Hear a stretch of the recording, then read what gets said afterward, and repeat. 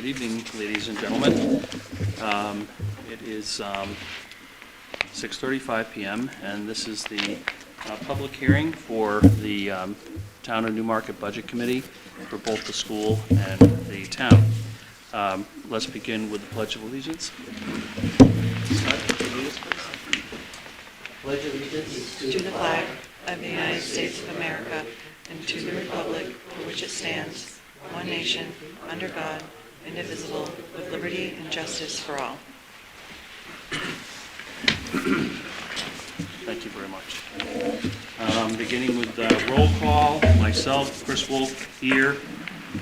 Chris Blackstone is not here. She's actually stuck on an airplane. Ned Carpenter. Here. Tim Choi. Here. Scott Foster. Here. Justin Lucer. Here. Brian Hickey. Not here. Daniel Honan. Here. Brian Rowley is excused. Dan Smith.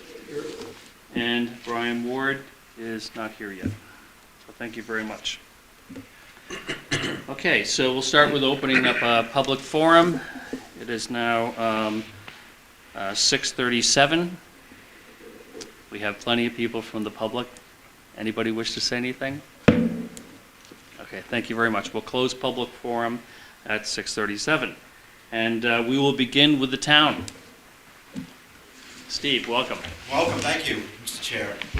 This is the really quick overview of the budget, so the public can ask questions if they have any. Again, the town council is proposing a budget of $18,634,219, or a 5.35% increase. Total increase is $946,388.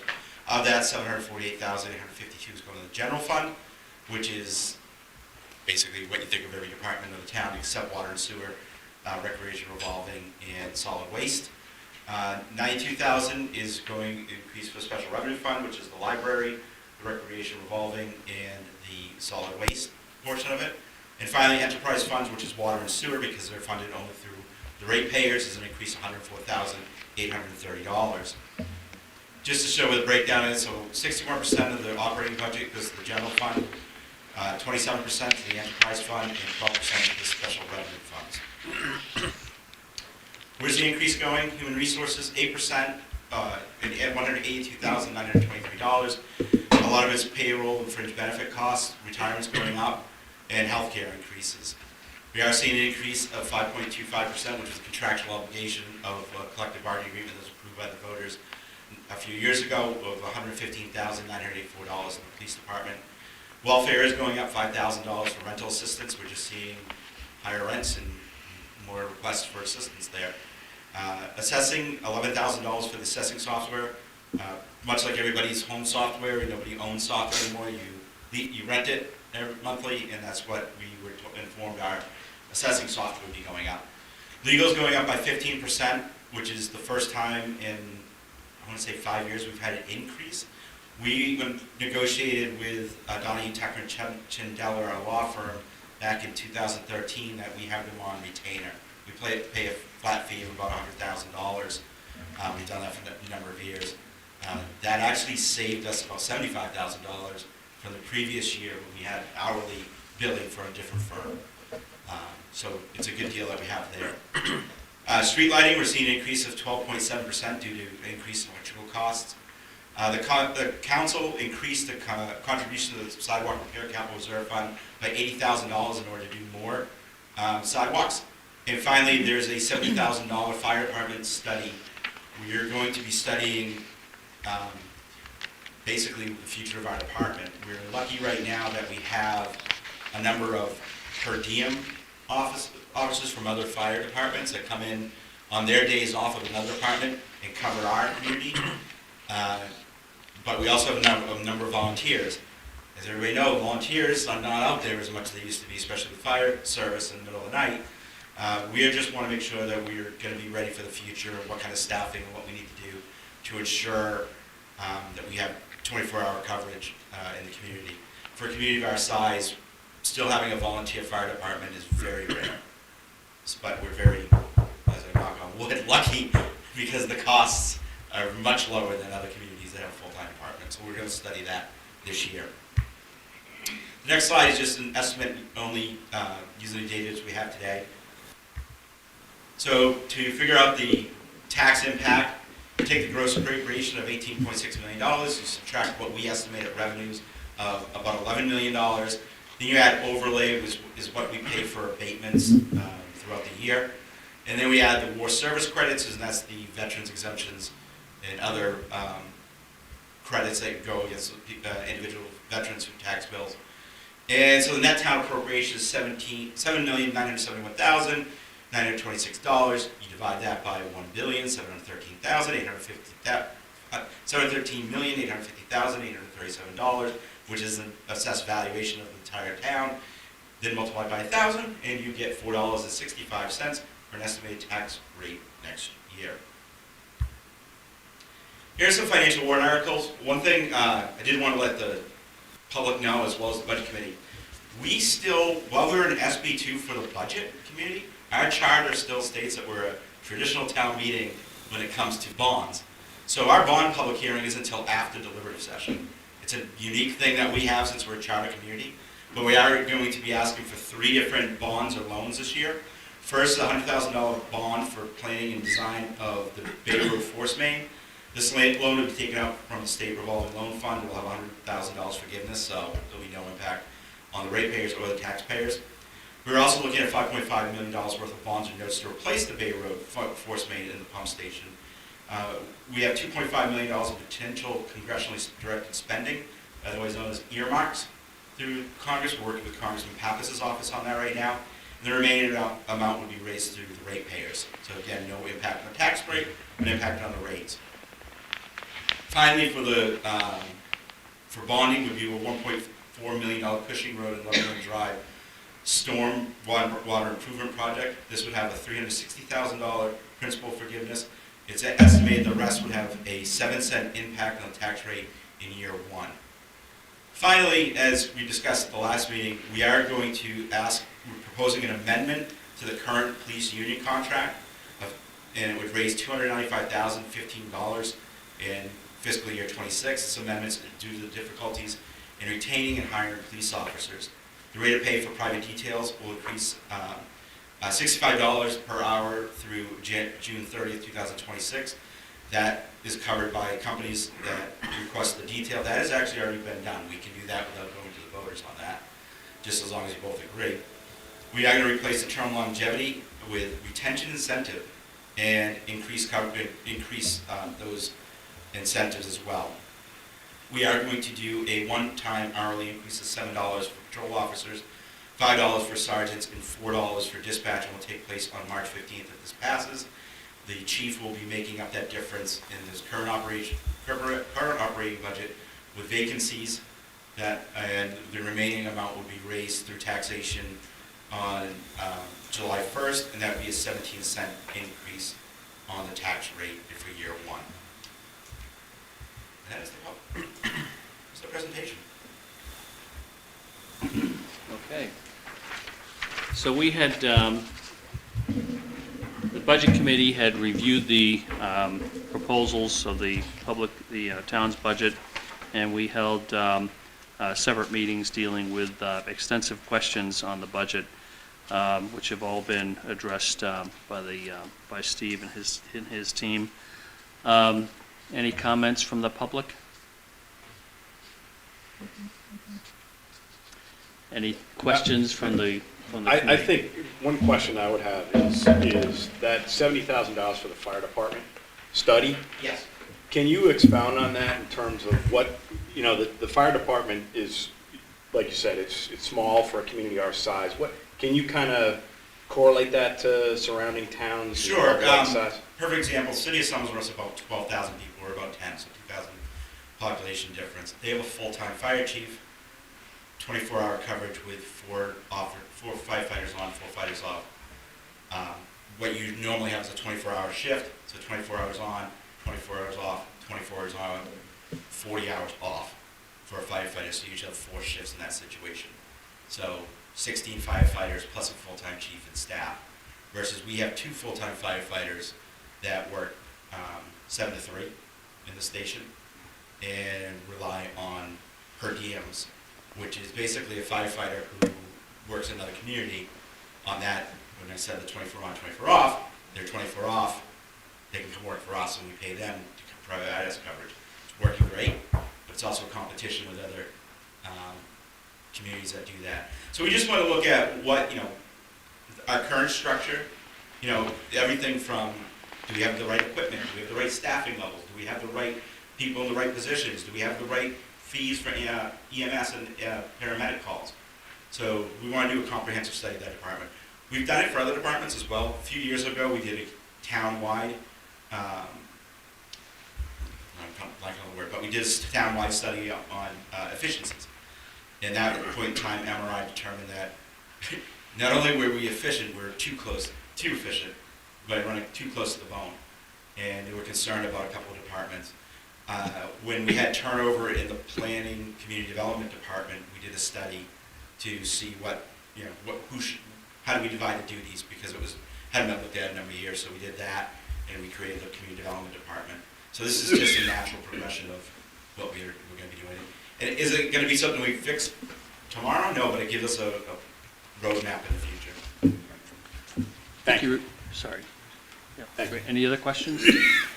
Steve, I think you were also mentioning that some of that money is going towards review of the facilities itself and We actually already did the facility. bunkhouse facility, things like that. Bunkhouse has already been done. Okay. That's why we are now able to have those per diem individuals on and help alleviate the stress on the volunteers. What we are going to be looking at probably though is probably everybody's been reading about the Exeter ALS, the hospital's going to stop providing paramedic services. We're in an okay situation right now because we do have paramedics on staff, and we've been working with McGregor. There is a proposal out there for a larger, to almost another municipal agreement to replace that. We don't believe it's beneficial for us because it's going to be based out of Brentwood. So basically, if we want to do an intercept, we're going to have to drive to Brentwood, which is close for us just to the hospital. So it's not beneficial. We already have the staffing. So, yeah. Thank you very much. Anything else? Tom? Okay, thank you. Thank you, Steve. Todd, you're up.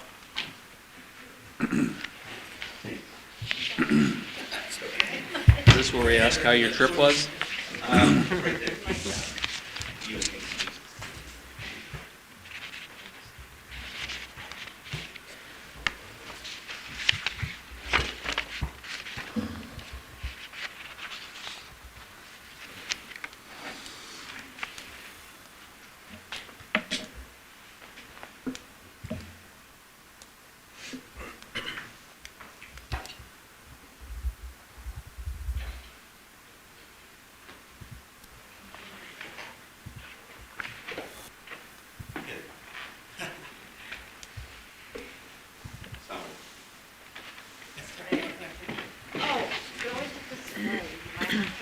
Is this the same device from before, or is this? Very good. Okay.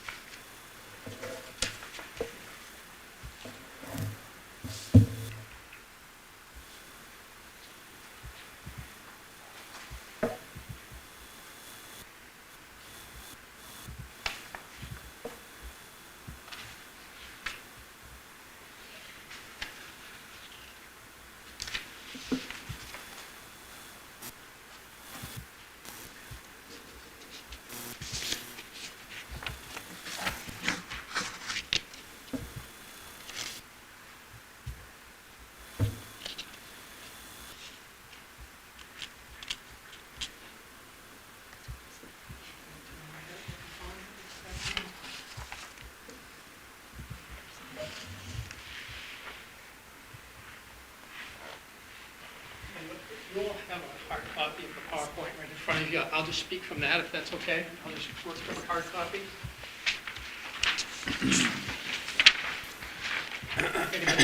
Want the hard copy here for you.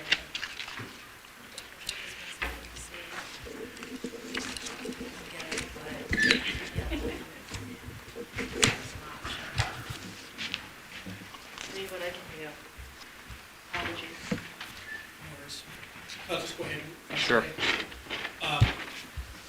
So, in terms of what I've created, here's a PowerPoint to kind of run through the draft warrant, or the proposed warrant by the school district, one piece at a time. At the beginning, Article 1 on the school district warrant is the election of officers. Obviously, that's nothing we need to discuss here, but I did want to take a moment to just remind people that the filing period, if you're interested in running for a school district office, starts January 22nd, runs through the 31st, and there are 5 spots open, district moderator, district clerk, district treasurer, and then 2 board members. Article number 2 in the school district warrant is the operating budget, and I think it's important I read it into the record so people can hear it, because I do want to discuss the concept of default budget so people can understand that. So I will just read it into the record. Article number 2, shall the Newmarket School District vote to raise and appropriate as an operating budget, not including appropriations by special warrant articles and other appropriations voted separately, the amounts set forth on the budget posted with the warrant or as amended by vote of the first session for the purpose set forth therein totaling $28,311,594. Should this article be defeated, the default budget shall be $28,261,333, which is the same as last year, with certain adjustments required by previous action of the Newmarket School District or by law, or the governing body may hold one special meeting in accordance with RSA 40:13, 10, and 16 to take up the issue of a revised operating budget, majority ballot required. Special note that will appear on the warrant as well. Warrant Article number 2, the operating budget does not include appropriations of any other warrant articles. The total operating budget will be offset by estimated federal grant revenues of $400,000 and an estimated $470,229 in local, state, and federal child nutrition revenues, leaving a net budget of $27,441,365. The amount of $870,229 will not be raised by taxes. If passed, it's estimated that this article will result in an increase of 62 cents over the previous year's school tax rate of $13.34, which will result in a new estimated tax rate of $13.96. If defeated, it is estimated that this article will result in an increase of 59 cents over the previous year's school tax rate of $13.34, which will result in a new estimated tax rate of $13.93. You'll notice immediately that the difference between the proposed budget and the default budget is very small. It is $50,000 differential.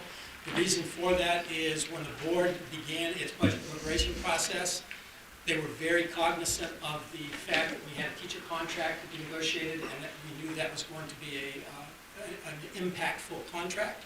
And so we made sure to build our budget with that in mind, so there was room in the budget to be able to fund the proposed teacher contract without having a dramatically significant impact on the tax rate. So if you look to the next slide I present to you is the overall proposed budget. As you can see in the lower right-hand corner of page 5 of this document, you'll see the overall increase is 1.97%. That includes everything that we have talked about in the various meetings that we have had reviewing the budget. So the total increase from 24-25 to 25-26 that is proposed is 1.97. Again, I want to emphasize that does not include the cost of the teacher contract, which I'll talk about in just a minute. If you look at the slide on the proposed budgetary by category, I've shared this with the committee before, just to give you an idea of how things break out. You can see that clearly 2/3 of our total cost is salary and benefits of our employees. And so that makes up the lion's share. I always like to take every chance I can get to point out that we have a bond that we are paying on, and it makes up about 7.5% of our total budget. And just a reminder, remember back at the previous budget meeting, we talked a little bit about the difference in the average per pupil cost in Newmarket versus other places, and we're about $2,500 above average, but most of that is made up by the the average cost of a bond per pupil. Next page, I wanted to kind of highlight for everybody kind of how we got to the 197. Again, I've reviewed this with the budget committee before, but I just want to highlight it for everybody. We renegotiated a number of service contracts, most notably the custodial contract. We put an RFP for that, and fortunately, we were able to shave about $80,000 in cost out by the new custodial service contract, but also through the great work of Janet Mellon and Dave Riley, negotiating other service contracts and being able to make sure that we're not experiencing any significant increases there. We have made some staffing reductions in this budget, a total of 2.58 FTEs across the system. To the extent possible, we're going to try to do that with as little impact on current staff as possible. A number of the positions are ones that are vacant already, so we will be able to absorb those. We are making a health care plan change. That will come up when I talk about the teacher contract, but that's a significant cost controlling measure.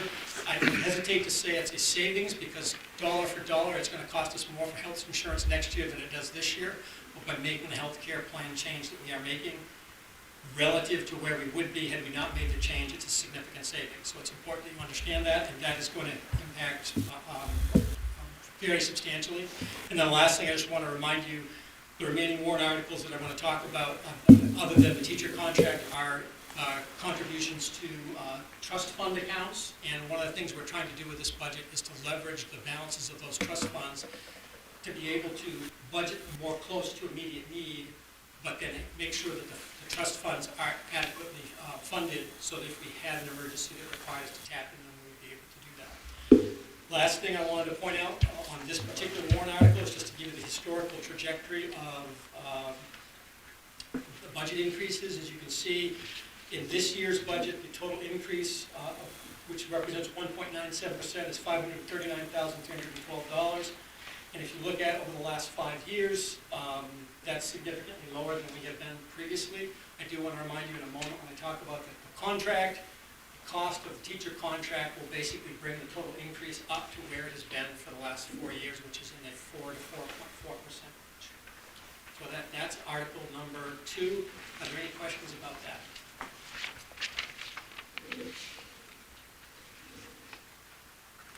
Plow along, Chris? Carry on. Okay. All right, Article 3 is the next article, and this is the teacher contract that I think is probably the most impactful of the warrant articles. Shall the district vote to approve the cost items included in the collective bargaining agreement reached between the Newmarket School Board and the Newmarket Teachers Association, which calls for the following increases in salaries and benefits at the current staffing levels over those paid in the fiscal year, in the prior fiscal year. For 2025-26, the estimated increase will be $697,797. For 26-27, the increase is $706,557. For 27-28, the increase is $686,755. And for 2028-29, the increase will be $509,208. And further, to raise and appropriate the sum of $697,797 for the upcoming fiscal year, such sum represented additional costs attributable to the increase in salaries and benefits required by the new agreement over those that would be paid current staffing levels.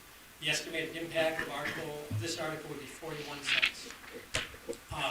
To just go back to the previous slide that I had for the operating budget, if you simply add $697,000 to the $539,000 number, the total increase in the budget, assuming the contract passes, is just a little bit above $1.2 million, which is about 4.4%.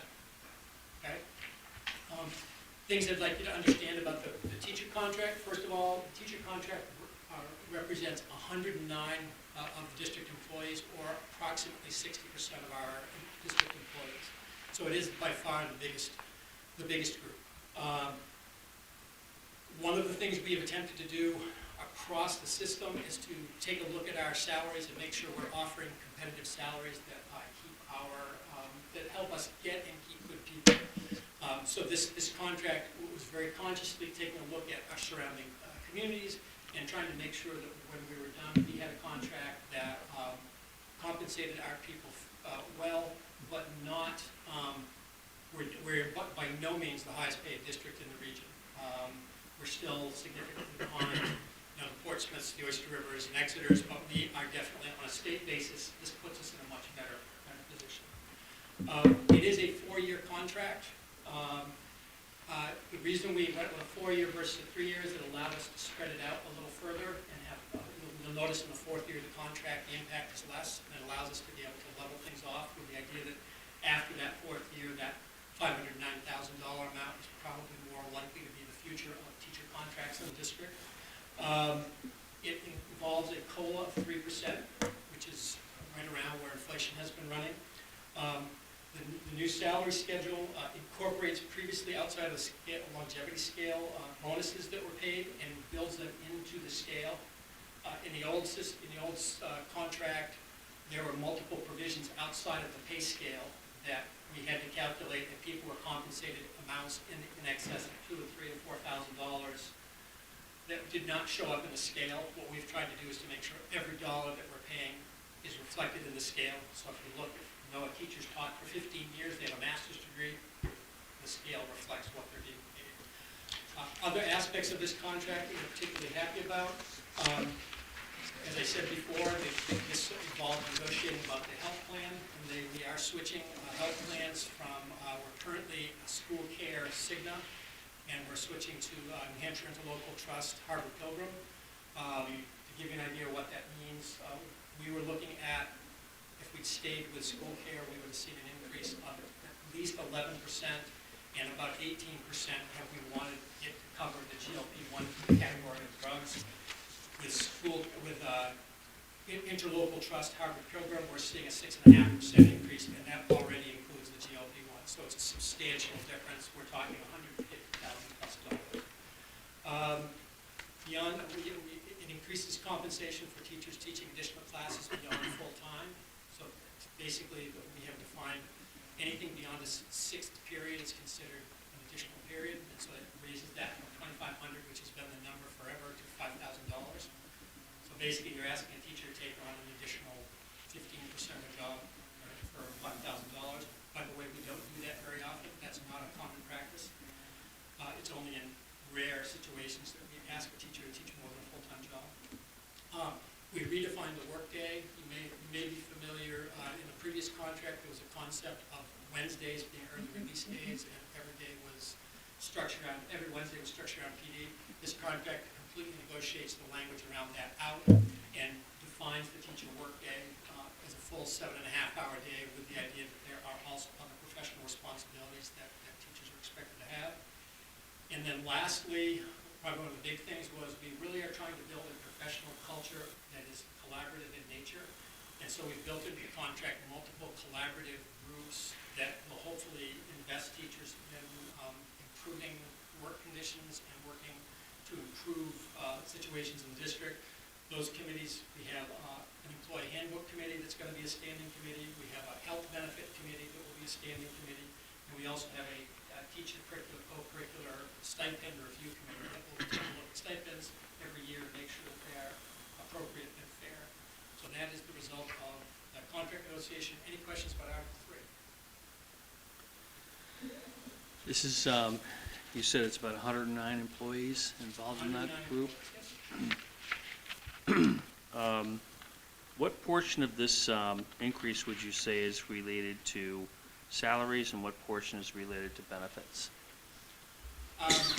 You're probably looking at 3/4 of it is salary, and the rest of it is benefits. Most of what we did, I mean, you can certainly take 3% as the cost of living adjustment, and that's factored in across the scale. So that's the average Newmarket teacher is making about $70,000. So 3% right there is $2,100. Beyond that, though, the out-of-scale longevities, we built that into the scale, so that shows up at steps 11 and 15. So there's an additional sum of money there. The average teacher is probably seeing a total increase of about 6% on their salary. It works out to be about $6,400 per, using the 109. And if it's $71,000, so it's about 8%, of that. But as you said, you're splitting it between what's more cash in their pocket and that re-rates to maybe about 5%, and the other is increases in benefits. The other component we're also trying to do, and I alluded to it, we are adding an additional column on the scale to motivate more teachers to seek further professional growth and advanced degrees. So the hope is that more teachers will pursue masters and/or CAGs and other things, and kind of build some leadership capacity within the system. Anyone else have any questions on this article? Okay, carry on. Okay. Article 4 is really only in the event that Article 3 does not pass. Basically asks for permission to hold a special meeting to deal with the salary and financial items related to the contract. So I'll just read it into the record.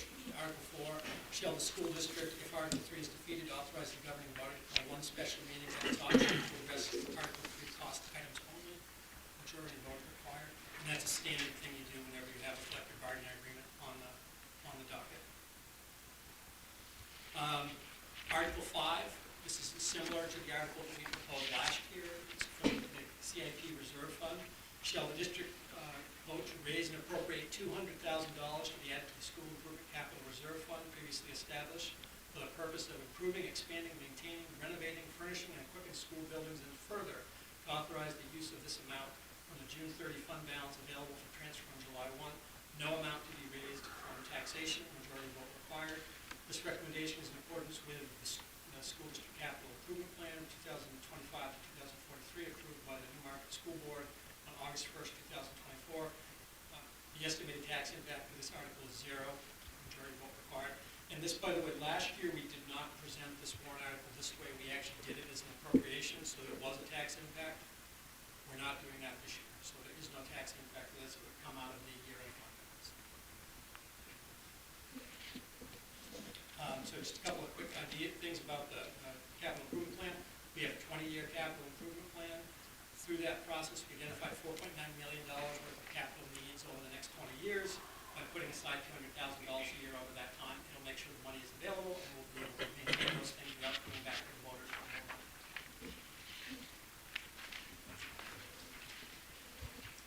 Any questions on that one? So, not to put, you can't put words into future mouths of members, but so this is the way you think you'll be doing this in the future, just with excess 200,000, is that the plan? I think each I mean, I know year you the board can't- has to make that determination Right. based upon whether the fund balance looks healthy or not, and then they would make that determination each year. Certainly this year, we were very aware of the fact that we have an impactful teacher contract article on the warrant, and we wanted to make sure to do everything we could to minimize the impact. So, my answer would be, if the board feels that 200,000 is available in the fund balance, they would probably be inclined to do it again that way. But I can't speak for my. I understood.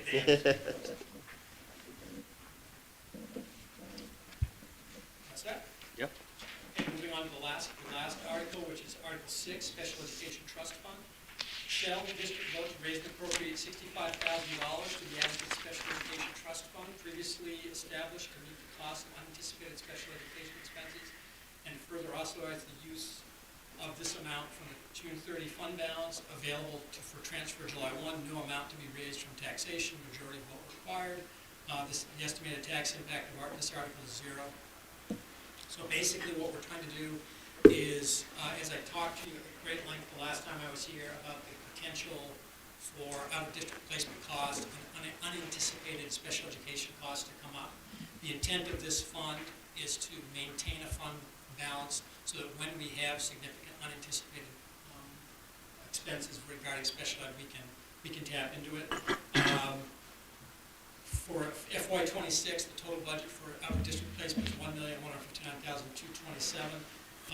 That's $300,000 more than we had done before. The reason for that is state aid has dropped, and we got $200,000 less state aid than we had previously gotten, so that does have an impact on us. And really the idea here is to have a safety net.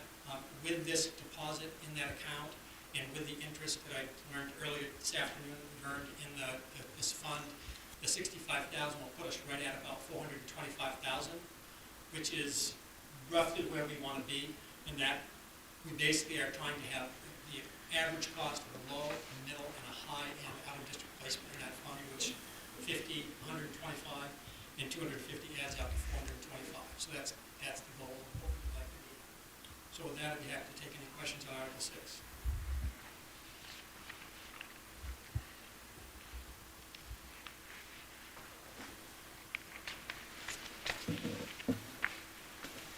Clearly, they've done an excellent job. I think stunned silence is a good thing. I do have a question, if you can back up just a minute. You had mentioned that the debt service and the impact it has on cost per pupil. I wonder if you can kind of expound on that a little bit, just so it's understood. Yeah, so basically, when you take the total cost of running our school district, the way you calculate per pupil cost is you start by extracting, you take out out-of-district placement costs, you take out cost of transportation, and take out food service costs. And whatever's left, you average that into the number of students that you have, and that's where you get your average per pupil cost. In Newmarket, we have a fairly substantial bond for a one-town community. Basically, our bond payment is roughly $2.1 million every year. If you take $2.1 million, and there's 994 students projected for next year, that works out about I think it's like $2,120 per child. So when you take a look at the average per pupil cost, there's no question if we were getting the aid that I think the state should be providing us for building aid. The only thing that Newmarket did was enter into bond debt during a time that the state was in a moratorium for providing building aid. And so people prior to 2011 got state aid, and people in recent years have been starting to get state aid again. But we were in a position where we had to take that debt in 2017 because the school desperately was in need of repair and there was no sign of help coming. Well, what that means is every time we go to build a budget, we have to acknowledge the fact that that is part of the operating budget. So when we look at the average, $2,120-something is the bond payment per kid. And what does that do to the average cost per pupil compared to the state average? Using the most recent data that was available, which was 22-23, the state average was $20,323, I think. Newmarket's like $22,800. So we're about $2,500 more than the state. If you say 2,120 of that is. So there's no question we're slightly above state average. I would never hesitate to say that. I do think it's important, though, when you think about averages, that you recognize New Hampshire is a large place, and the cost of doing business in Holbrook and Berlin is very different than the cost of doing business in the seacoast. And so, like even something like we're talking about the teacher contract, we have to keep in mind that we have to pay our people a wage that they can live in the seacoast, which is more expensive than some other places that have lower salaries. So those are the kind of things that we have to address. Thank you. I just think it's important for everybody to understand the impact that bond has and is going to have for another 20-plus years. Yes, till 2046 when we get down. Yeah. The one advantage we have is that as costs go up, the percentage goes down, Right. but it stays at just under 2.1 million for the whole time. It's 7.5% of the Correct. budget. Yep. That's Thank a big number. Just real quick, want to expound on a couple of things Todd said that occurred to me. One, yes, there is some amount of state building aid now, but I don't want people to take away the impression that if we just waited 4 years, that the problem would have gone away. The state currently has a backlog. I think Mike Cahill posted something about this morning. Yeah, they have a backlog of 20 projects, and next year the legislature has elected to fund 3. So this wasn't a case of, if we'd only waited, no. No, definitely, absolutely.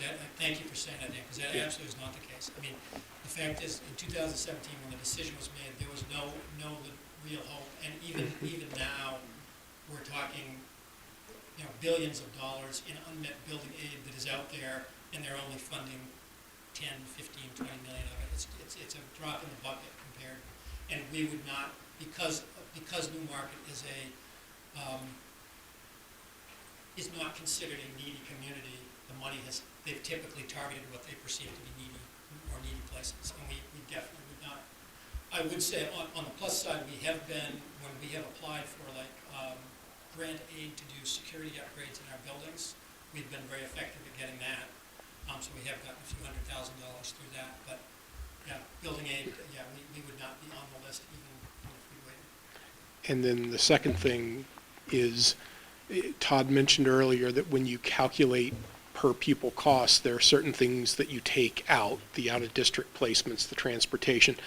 That isn't just us cooking the books to look better. When the state presents the data, they do this consistently for all school districts, so we're just trying to, if you look on the State Department of Ed website and you see that listing of per pupil cost, this isn't just something we're doing to look better in the stack. Everybody presents it that way.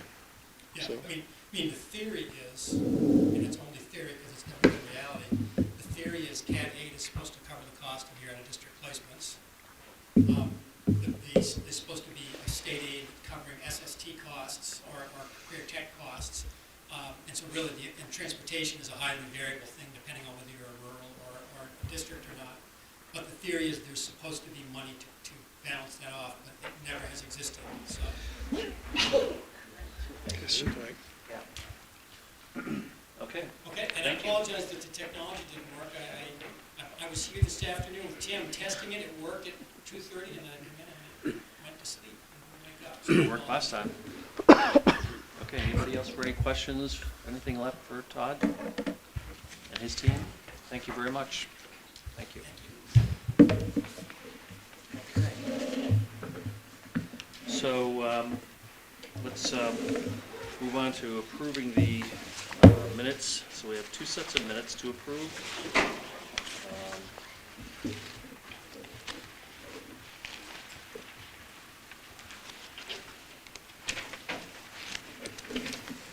Okay, so the first set of minutes is December 9th. And let's see. The only person that wasn't here on December 9th was Tim Choi and Dan Smith. So everybody else was here, and Justin was not here.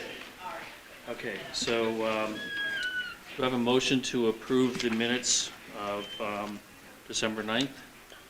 So moved. Thank you. So, okay, moved by Scott Foster, second, please. Second. You're not there, you weren't there, you can't second Oh, sorry. I'll second. it. Okay, seconded by Danielle Conan. Any questions on the minutes?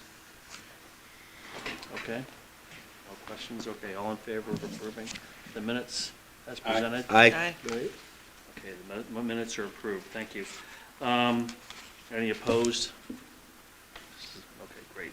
All right, so December 16th, the December 16th minutes. And let's see, everybody was here except for Scott and Justin and Brian Ward. So, may I have a motion to accept the minutes from December 16th? So moved. Okay, moved by Dan Smith, Second? seconded by Ned Carpenter. All in favor? Aye. Any opposed? Okay, and we have the extensions from the calendar. Okay, thank you very much. So next week, we have the voting. So we'll be voting on the two budgets, the town and the school. So we will we'll meet to do that. We'll vote on each one separately, and we'll take a roster on the vote. Hopefully they all pass. If they don't pass, then we will have, on the 16th, we'll have a reconsideration. And the way that that works, that if there's a opposing, someone from the opposing group has to put forward the reconsideration. Okay? Okay, so that's what we have to do there. I will note, As Todd had indicated, the sign-up period is January 22nd to January 31st, and we have 3 seats that will be coming open. So